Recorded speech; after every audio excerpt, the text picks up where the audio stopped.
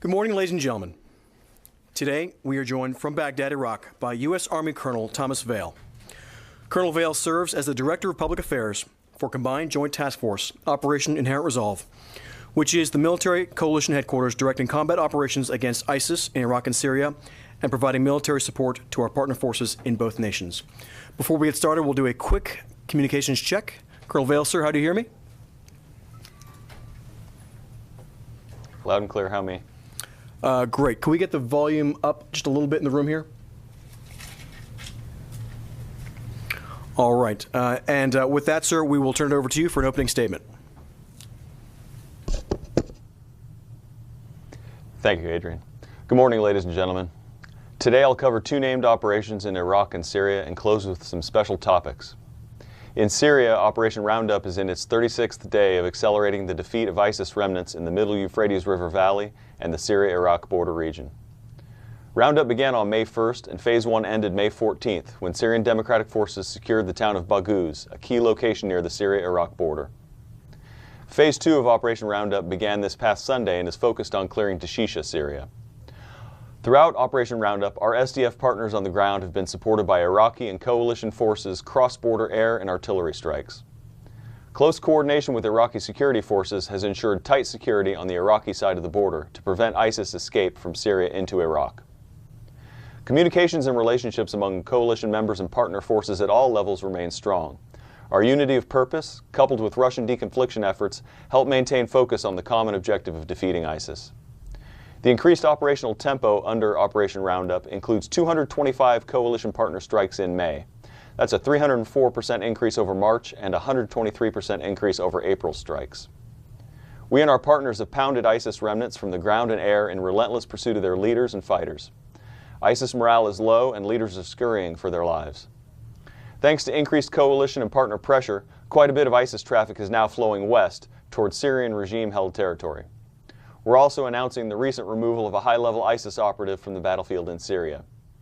Ahmed al-Hamdouni, a courier for ISIS senior leadership, was killed during a coalition operation May 17th near Dashisha, Syria.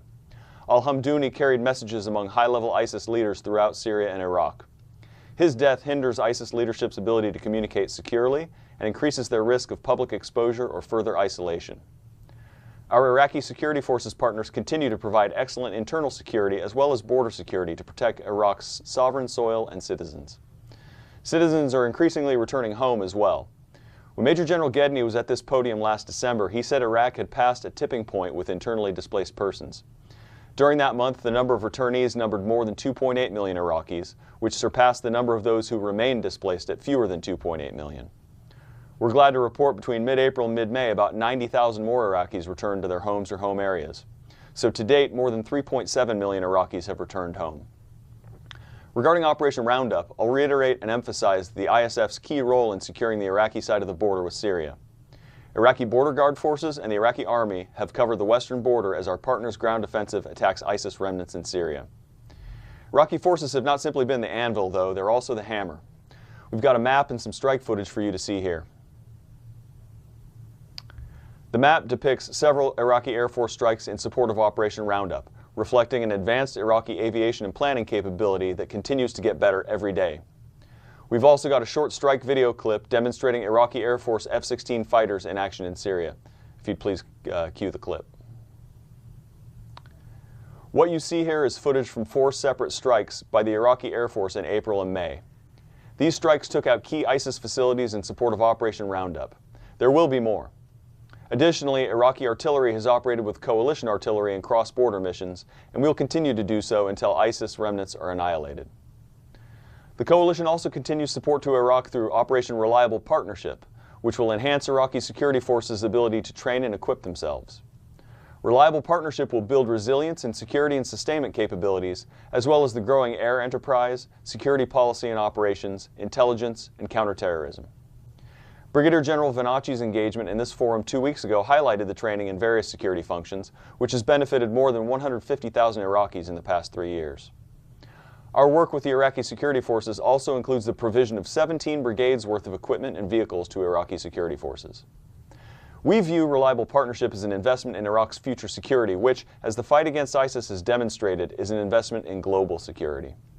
We look forward to continuing the successes of this partnership. I'm going to preempt questions on the future of the coalition in Iraq by stating we're here at the invitation of the Iraqi government, and decisions on our mission and presence here are political discussions and not military ones. I'll also confirm that NATO has recently concluded a site survey in Iraq and is discussing its presence here with the Iraqi government, but that does not fall within our purview. The important thing to remember is that our mission remains unchanged: to defeat ISIS in designated parts of Iraq and Syria, and to help set conditions for follow-on operations to increase regional stability. We remain committed to our mission. We, the military arm of the global coalition, work by, with, and through our partners to achieve and help sustain security that enables stabilization activities. Stabilization is a non-military line of effort that is significantly more advanced in Iraq than in Syria, but much work remains in both countries.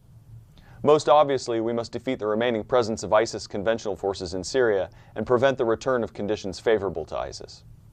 Our partners in Syria are liberating areas and turning them over to local, inclusive governance. Their successes in northeastern Syria demonstrate diverse populations and local leadership creating the most stable areas of the country. However, true stabilization will occur when governments and NGOs flow in to assist the people in key areas of need, such as rubble clearance, explosives removal, infrastructure repair, humanitarian assistance, and medical aid. In order to prevent the return of conditions under which ISIS arose, the international community must support stabilization activities that allow displaced persons to return to their homes, to give them basic access to basic services, and to hope for a better life. In other words, military action will only take us so far by providing a safer environment in which to work. We now encourage the international community to take advantage of the space, time, and opportunities military successes have brought. A couple of special topics I'd like to cover today are the Amnesty International report on Raqqa, the remaining IED threat, and foreign terrorist fighter detention. I've had a chance to read the Amnesty report and would like to offer the following comments on it.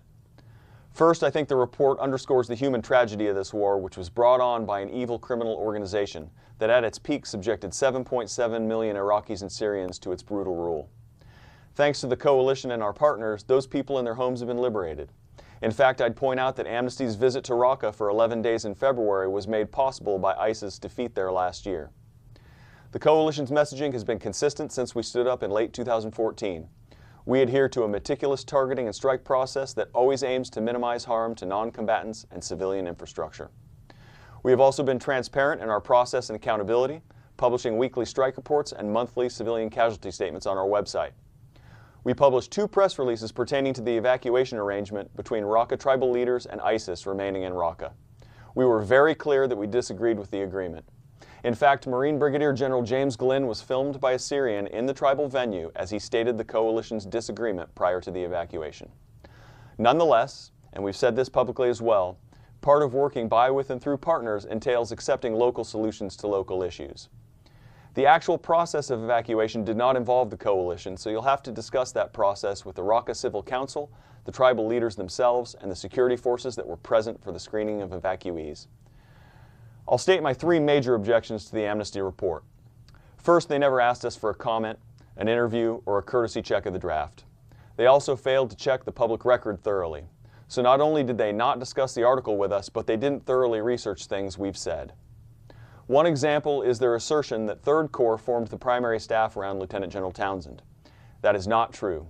3rd Corps and Lieutenant General Funk took over mission leadership when Lieutenant General Townsend and the 18th Airborne Corps went home in September. Again, this is a failure to check the public record and get facts straight. My second major objection is Amnesty's recommendation that our process provide for a cancellation of a strike if it is deemed indiscriminate or disproportionate. Again, they failed to check the public record. Brigadier General Croft spoke to the Pentagon Press Corps on October 25th last year, and Brigadier General Eisler spoke to the Pentagon Press Corps on November 7th last year. General Eisler provided a specific example of a canceled strike for those reasons. So this is yet another failure to check the public record. Those transcripts are on defense.gov.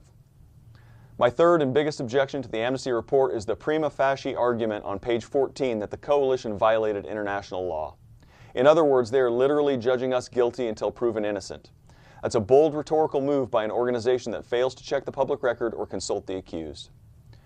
I will reiterate our willingness to work with anyone who has an allegation of civilian casualties. We have consistently demonstrated our willingness to consider new or compelling evidence, and we have in fact reopened old cases, changing some from non-credible to credible based on new or compelling evidence.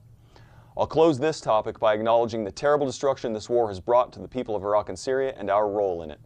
We are committed to the lasting defeat of ISIS so the people of this region can return to build their lives and return to normalcy. Improvised explosive devices are another topic I'd like to cover tonight. Before evacuating Raqqa, ISIS seeded civilian homes with thousands of them. The IEDs they left were specifically designed to kill the most vulnerable civilians, leaving them in children's toys, bedding and blankets, and even baby formula bottles. Thanks to partner and contractor efforts, many of those devices have been removed and families have been returning to Raqqa, but in some cases our partners are finding areas reseeded after initial clearance. Coalition training in IED removal has proven to be a key element in our partners' success in liberated areas against this continued threat to civilian populations. Iraq has also enjoyed success in its efforts to rid the country of this pernicious threat. IED-related casualties in Iraq have decreased from nearly 6,700 in the first quarter of 2016 to just over 800 during the same time frame in 2018.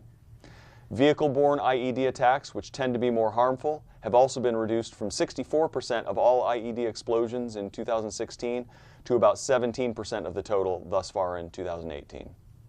Although the numbers are decreasing and the potency of IEDs is lower, one civilian death is one too many from this remaining threat. It's imperative that our partners continue to address and defeat this latent threat through active patrolling, raids, and advanced intelligence work. We're here to enhance their capacities to do just that. Foreign terrorist fighters are a third area of growing interest among the international community. Among the past few months, officials of several governments have spoken openly of hundreds of foreign terrorist fighters under SDF detention in Syria. We've repeatedly called on the nations of the world to come forward, claim their citizens, and bring them to justice in their home countries. We know from past experience that detention centers are a breeding ground for radicalism. We cannot afford to allow this issue to go unresolved. It's a global issue that requires a global solution. Although we're now defeating the remnants of ISIS's conventional military force, we have to remember the enemy is adaptable and determined to rise again. If the nations of the world fail to address the foreign terrorist fighter detention issue, they will have missed an opportunity to prevent the next iteration of ISIS, whose foundation is in detention right now. I'd like to conclude on a note of cautious optimism. There is no doubt momentum's on our side, but we're facing a determined enemy, and there's much work to do. We're grateful for the support of the global coalition of 71 nations and 4 international organizations, and we are ever mindful of the sacrifices our predecessors and our partners have made. Hard work remains, and we're committed to the defeat of ISIS. With that, I'll take your questions. We'll start with Bob Burns from AP.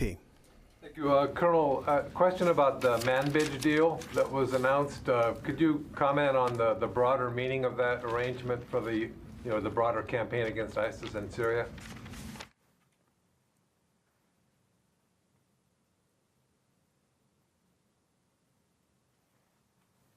U.S. Department of State or Central Command or the Department of Defense. So I think it'd be inappropriate for me to comment. And quite honestly, I don't know what the outcome of that is. We'd expect an official government announcement for that.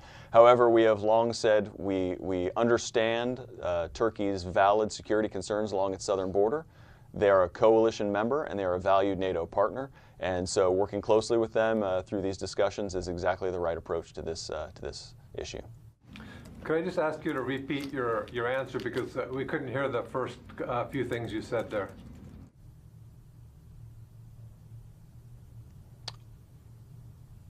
Sure. I think my opener was that I'm not going to get ahead of the U.S. Department of State or DOD or CENTCOM on that. If there's an official pronouncement to be made, it's going to come from them and not from us. Qasim Miller from Unedited News Agency. Colonel, I will follow up on Manbij, but it's not about the future projections about it. But Turkey and the United States have agreed on a roadmap for Manbij, which requires removal of YPG elements from the city. But the deal also means that actually it says that the United States actually admits that previous statements by U.S. spokespersons, by U.S. some generals even, and special envoy for counter-ISIS fight, that YPG, they said YPG have left the Manbij city, and now the deal accepts that YPG is there and they will be removed from the city. And then those statements, it means also that those statements were inaccurate and in some ways were misleading. What will you say about the past statements saying that YPG was not, actually they have left the city and now they admit that they are there? I'm not privy to those statements. I served with the previous spokesman, Ryan Dillon, for about 8 months, and I don't recall him saying that. I also don't recall any official U.S. statements on that aspect. So I really can't answer that question. And another question on Iraq. Recently, there are some reports coming out of Iraq that the United States have sent some forces to Sinjar to patrol or to oversee what's going on there, or to advise Iraqi Peshmerga forces to take control or stabilize the region. Do you have anything on that? What's the posture of the United States forces in Sinjar? Absolutely. I think that was some bad reporting. So a convoy was sighted, and the purpose of that convoy was to go to a tactical area that was going to directly support Operation Roundup operations. I've covered Operation Roundup here. I've stated that we're working very closely with the Iraqi Army and the Border Guard forces, and we are conducting some cross-border operations. That includes Iraqi artillery and Iraqi Air Force operations too. So that movement that was seen around Sinjar was specifically pertaining to Operation Roundup and has nothing to do with any other topic. Next, we'll go to Carlo Munoz with the Washington Times. Hey, sir. Thanks for doing this. A quick follow-up on Qasim's question regarding Turkish efforts in the country. There have been local reports stating, quoting the defense minister of Turkey, saying that the country will expand its presence in Iraq up to, I think it was 12 fixed bases in northern Iraq. My question is, sir, with that expansion, how is the coalition handling deconfliction between Turkish-led operations focusing on YPG and other coalition efforts more focused on Daesh? Well, any country's operations in Iraq is by permission of and with close coordination with the sovereign government of Iraq. And Prime Minister Abadi has asserted that over and over again. So, as I said before, Turkey is a coalition partner and a NATO ally. We work with them very, very close as a result. And I have no outstanding concerns about whatever Turkey is doing bilaterally with the government of Iraq and how it interacts with coalition work here. Just a point of clarification then, sir. So the expansion of Turkish forces in Iraq will have, in your opinion, no effect or won't affect any of the coalition's efforts against Islamic State? I really can't speculate, but I don't imagine it would. And I think that you're going to have to go to the government of Iraq and the Turkish government, because I'm not hearing anything that would indicate that there would be some interference there. Thank you. Now to Jeff Shogel with Task and Purpose. Thank you, Colonel. So once the SDF takes the Shisha and Abu Kamel, does that mark the beginning of the end of the U.S. presence in Syria? Will the U.S. begin drawing down after those objectives have been taken?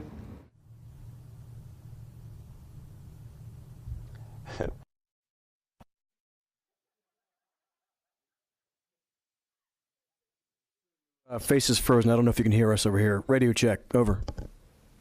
Oh. I can. Sorry, sir. We're having a little bit of interference. If you just give us a moment while we clear this up. Thanks.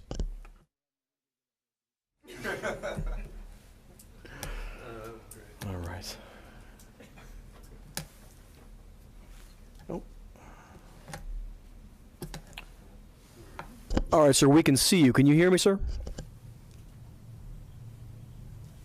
I can hear you fine. Can you hear me?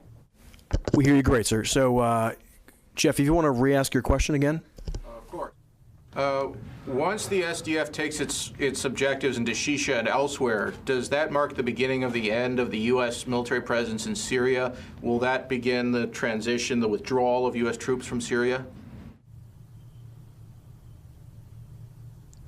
Yeah, our presence in Syria is a matter of policy, so I'm not going to speculate on the future.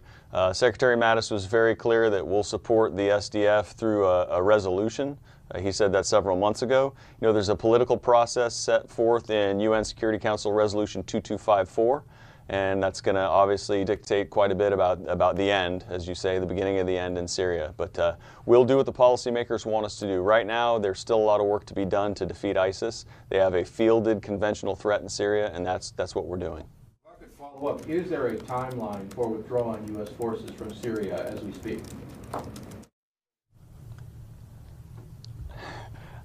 Are you trying to get President Trump to fire me? Negative.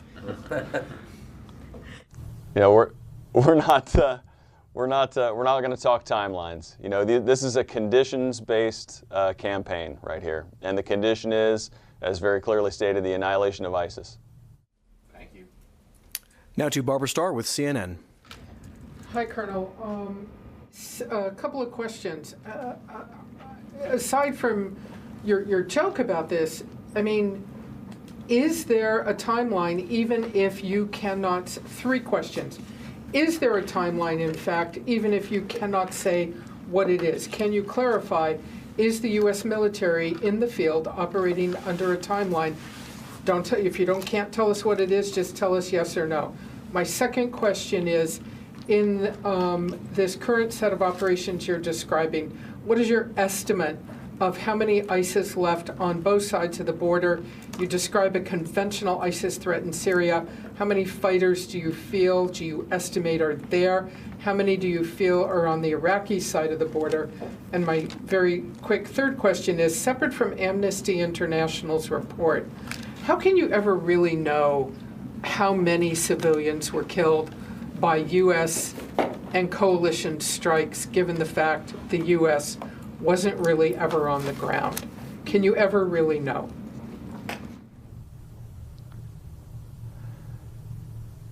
Well, thanks for 3 questions in one, Barb. I was writing those down. So first of all, timeline, no.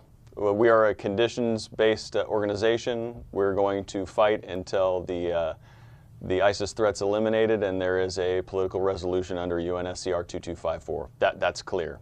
No timeline involved that I'm aware of. As far as the numbers, there's been some numbers thrown out there over the past few months. You heard the previous spokesman range from 1 to 3,000. You've seen a lot of subject matter experts say something like that. I have nothing to add to that. What I will say is 1 ISIS fighter is 1 too many, and that's what we're pursuing. We're pursuing their defeat.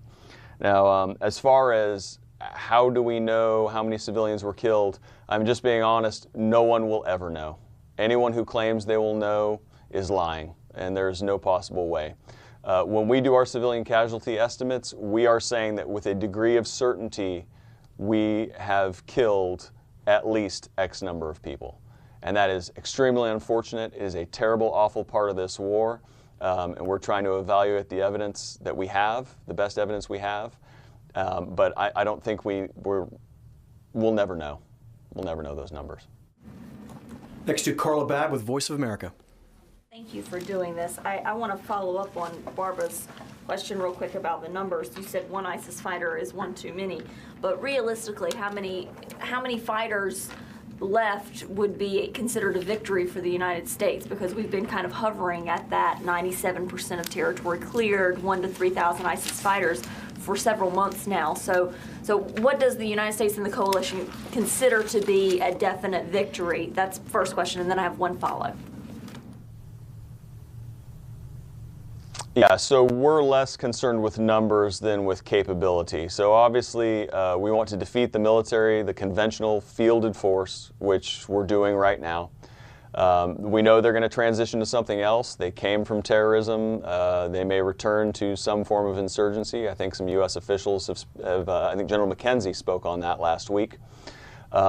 What we're concerned with rather than numbers is their ability to reform the connective tissues they had that will allow them to continue to plan, fund, inspire, train, recruit, and continue to be a threat to the world. Remember, this isn't about Iraq and Syria. This is about the entire world.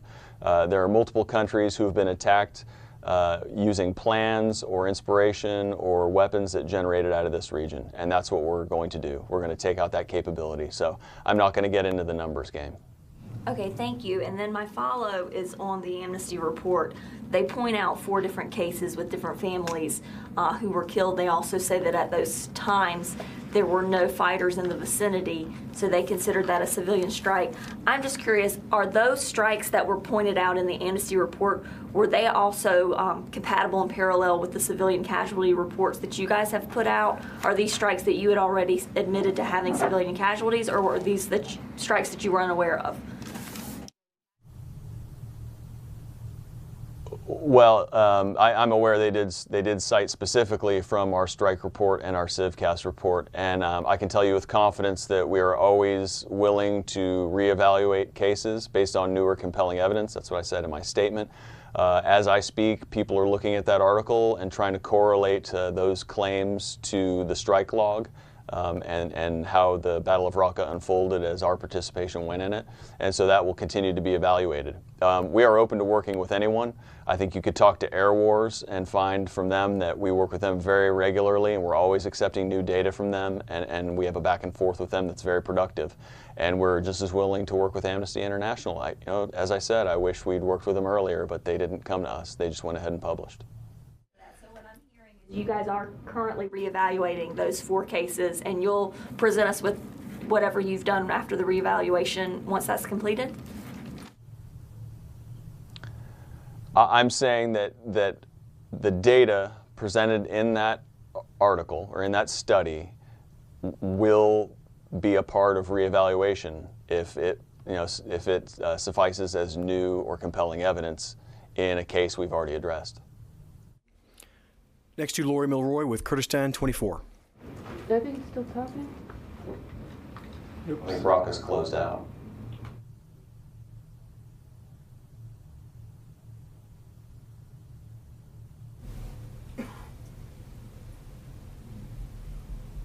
No. No, we cannot hear you, sir. Can you hear us? I can hear you fine. I heard Lori Milroy. Did my answer drop? Sir.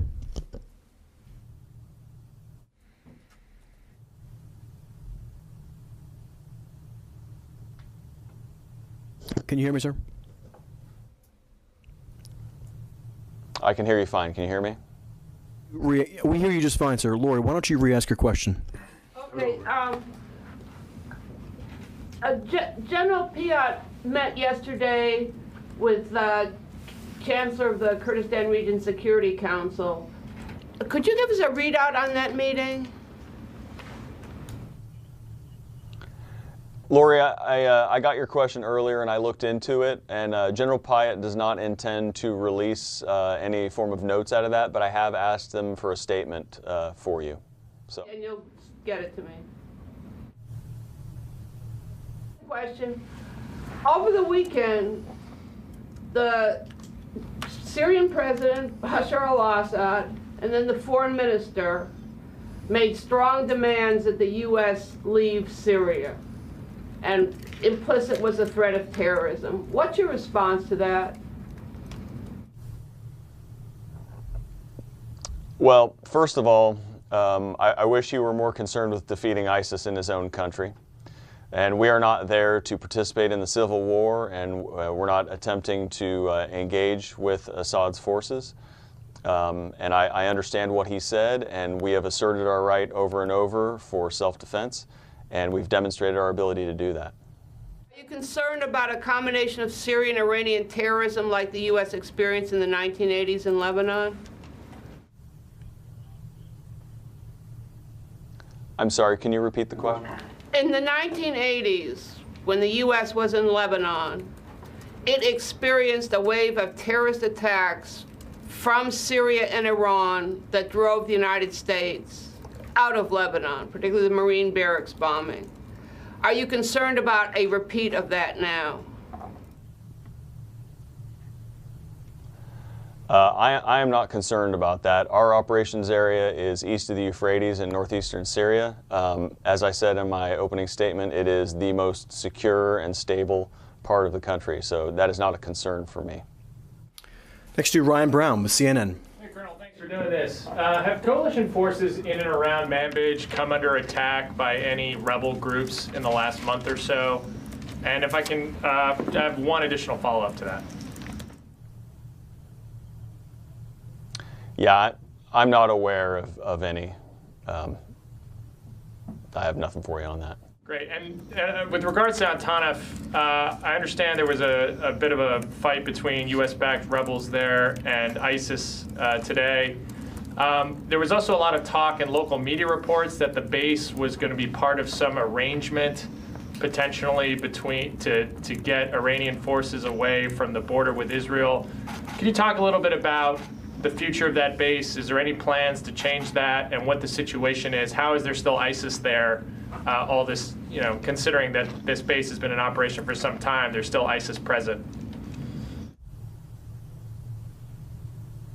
Yeah, so regarding discussions about the future of the Antonov garrison, we're not privy to that. Those are political discussions, not necessarily military, and it'll be a policy decision that determines whether or not we stay there. To your very first question, though, I can confirm there was a firefight between our Maghawar al-Thara, our MAT partners, and ISIS. I got the report yesterday. 7 ISIS killed, no MAT partners killed, and that's all I have on that. Thank you. Now to Fatima Al-Kirsan with Al Jazeera English. Hi, Colonel. Thanks for doing this. I wanted to go back to the foreign fighters issue very quickly. You mentioned how concerned you are and how repeatedly you've asked the global community to assist with this. It did cause, obviously, the rise of ISIS from Iraq. So how immediate is this urgency? How are they being housed? Are they in groups together? Can you shed any light on that side of things? So are we talking about Syria here?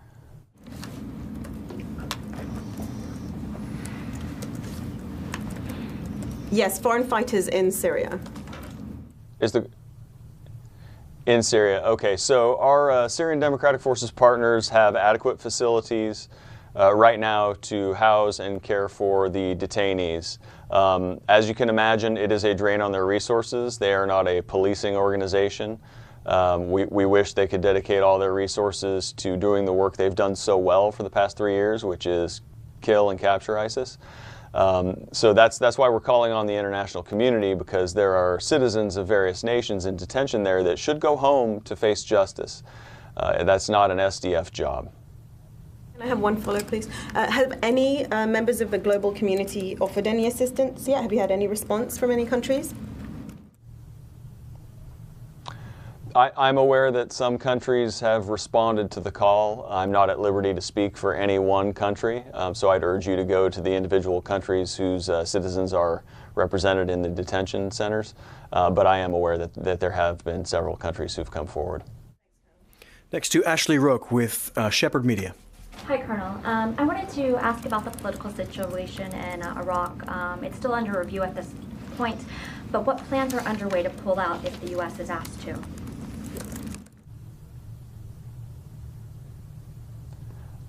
I'm sorry, I didn't understand that question.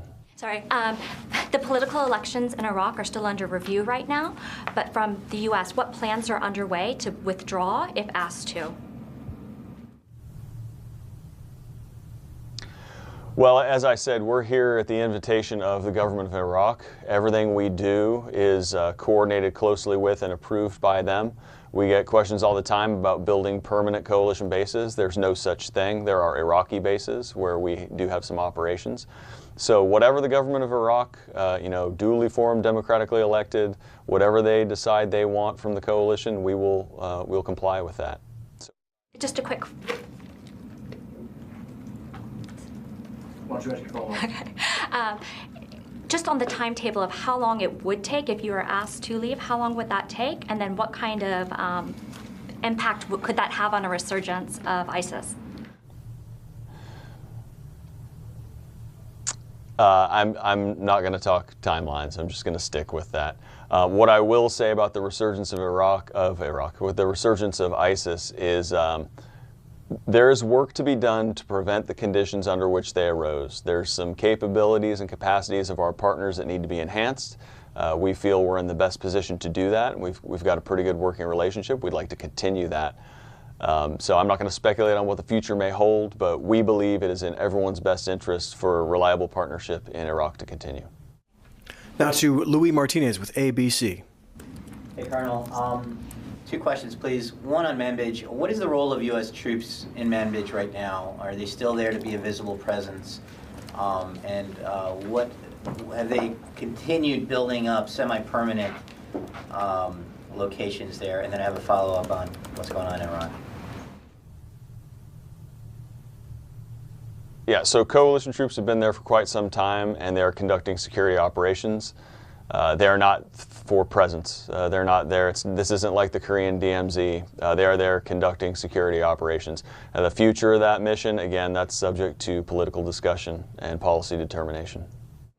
And then with regards to what's going on in Iraq, the situation there has, I think, led in the past to what Colonel Dillon said was a readjustment of forces.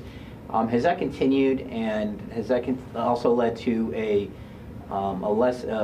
decrease in the number of U.S. forces in Iraq?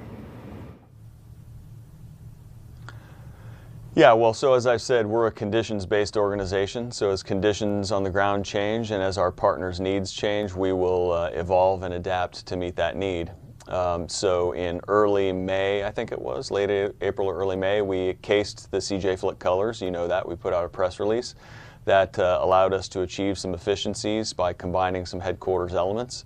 There are some things that we don't need that we're sending back home. I think you know that CENTCOM announced that its priority was the Central Asia effort in Afghanistan. So some of those resources went over there. Others went home. You know, we announced in November that a Marine battalion of artillery was going home. They were no longer needed after the liberation of Raqqa. So again, we will continue to adjust force levels based on what is needed and what our partners are asking for. So does that mean that the force levels are now below the 5,200 that had been the authorized limit? Yeah, I'm not gonna comment on the public approximate figure that was put out December 6th. That's all you're gonna get for numbers. What I will tell you is, and you know this, numbers are always in flux. We had a slight bump up recently because 3rd Brigade, 10th Mountain Division, which was our Advise and Assist Brigade, they were going home to Fort Polk, Louisiana. They were being replaced by the 3rd Cavalry Regiment out of Fort Hood, the Great Place.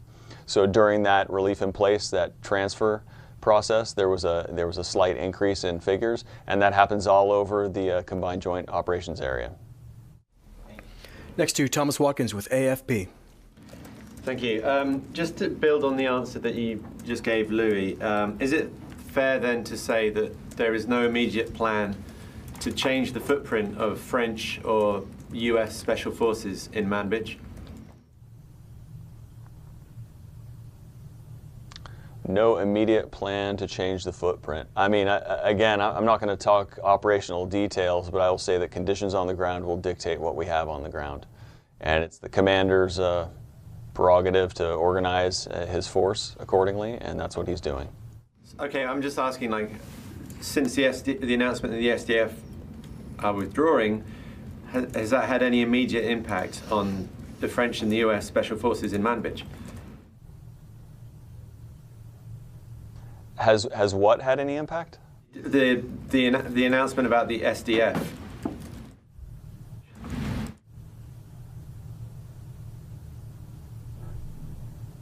I'm not following.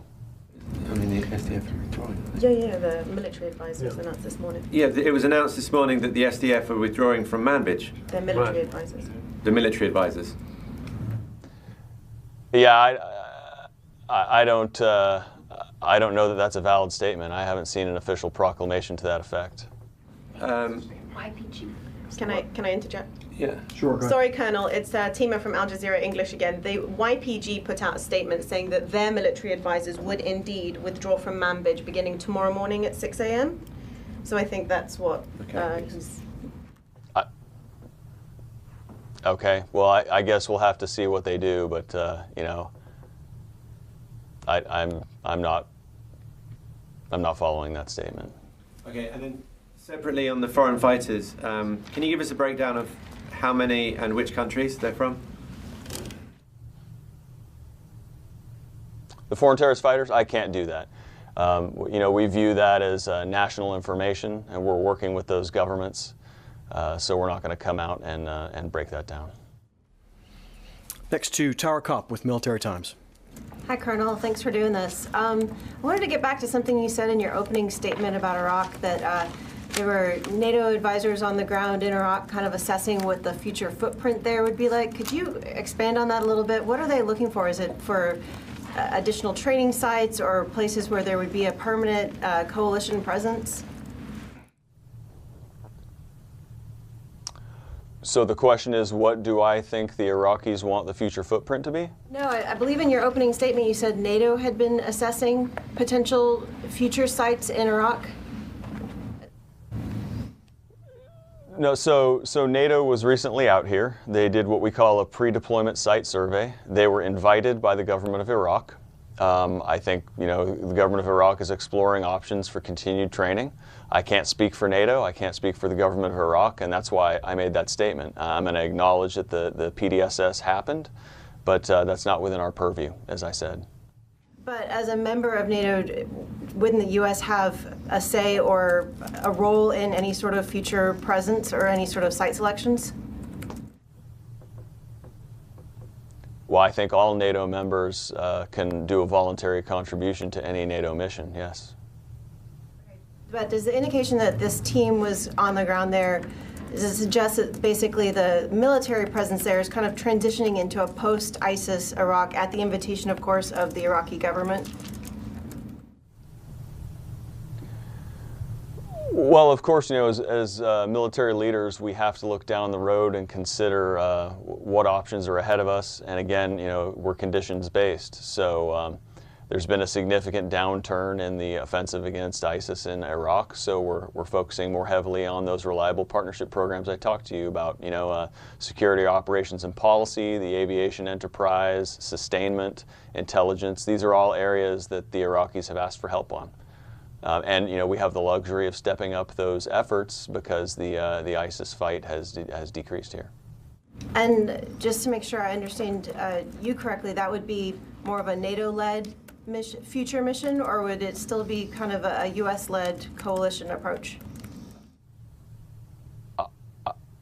I did not say it would be NATO-led. I said NATO has been invited in to do a survey in Iraq, and that is between NATO and Iraq. That is not a Combined Joint Task Force Operation Inherent Resolve concern. Thank you. Thank you. And we really have time for one more question, and last one will go to Jack Detch with Alma. Oh dear. Sir, I don't know. I think there's something issue with the audio. Do you hear me? I can hear you fine, yeah. So we have time for one more question, and the last question will go to Jack Detch with Al Monitor. Thanks for doing this, Colonel. Last year, the Pentagon was talking about a plan to potentially remove weapons that have been given to the SDF, to Kurdish elements of the SDF. Are you still on track to do that, and are you still providing the Turks with any oversight or insight into the arms that are being provided to Kurdish elements of the SDF? Well, yeah, so the Turks are, as I said, they're members of the coalition and they're NATO allies. We report everything to them. They're privy to a lot of the discussions and plans and operations. I think the Pentagon has been very clear that weapons are metered out in a controlled manner and with direct relation to the mission. The equipment provided to the SDF has been appropriate to the mission, and that is to defeat ISIS. So we're not giving them weapons that they don't need against ISIS. And the commanders have been vetted. All of these units, these SDF units, have vetted commanders who have said they would abide by the law of armed conflict, and they do understand that those weapons are recoverable when the mission's done. And has the U.S. recovered any of those weapons from groups that are no longer involved in the fight, or is that just a process that hasn't begun? Well, I think I've been clear. There's still some fighting yet to do. All right, sir. Thank you very much. Do you have any closing words for the group? No, thanks for your time. I appreciate the dialogue. I hope to see some of this stuff in the press. And I think our work with our Iraqi and Syrian Democratic Forces partners has been great. We're making progress. We're continuing the fight. There's a lot of it ahead. And almost as important is establishing the conditions for follow-on operations that will ensure the lasting defeat of this terrible, terrible criminal network or organization. Sir, thank you very much for taking the time to talk to us today. Ladies and gentlemen, thank you very much.